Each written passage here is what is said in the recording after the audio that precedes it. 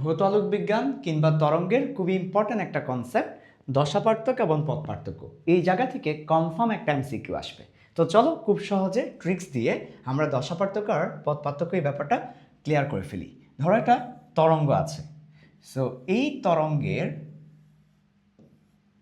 একটা পূর্ণ তরঙ্গ বলতে একবার উপরে একবার নিচে, এইটুকু হচ্ছে একটা পূর্ণ তরঙ্গ।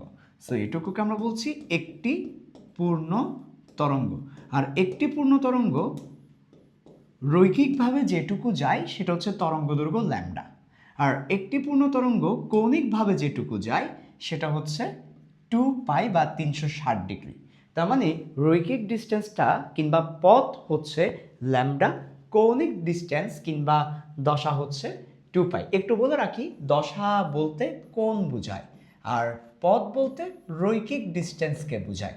সো রৈখিক ডিস্টেন্স হচ্ছে ল্যামডা আর কৌণিক ডিস্টেন্স হচ্ছে 2π। তাহলে একটা তরঙ্গের ক্ষেত্রে আমরা যদি বলি পথ কত, ল্যামডা গেল, আর কোণ কত, 2π উৎপন্ন করেছে।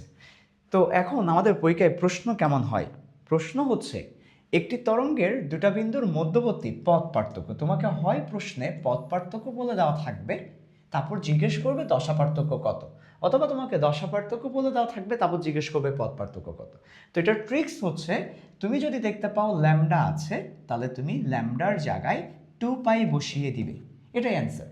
আবার যদি তুমি দেখতে পাও তোমার প্রশ্নের মধ্যে ল্যামডা, তোমার প্রশ্নের মধ্যে পাই দেওয়া আছে, পাইয়ের জায়গায় λ/2 বসিয়ে দিবে। কেননা আমরা একটু আগে বলছিলাম ল্যামডা সমান 2π, ল্যামডা সমান যদি 2π হয় তাহলে 2π সমান ল্যামডা, পাই সমান λ/2, তাহলে ল্যামডা সমান 2π হবে। আর আমরা যদি শুধু পাই বসাই λ/2 হবে।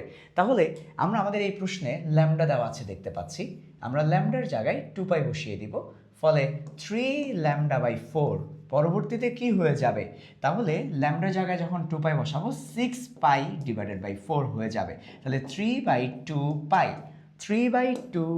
এটা হচ্ছে আমাদের অ্যান্সার। ওকে, তারপর আবার একটা প্রশ্ন করেছে, এবার কিন্তু তোমাকে কি দেওয়া আছে, এবার দেওয়া আছে π/4। এখানে একটু ভুল এসেছে, এটা দশা হবে। তাহলে দশা পার্থক্য π/4 যখন হবে তখন পথ পার্থক্য কত জিজ্ঞেস করেছে।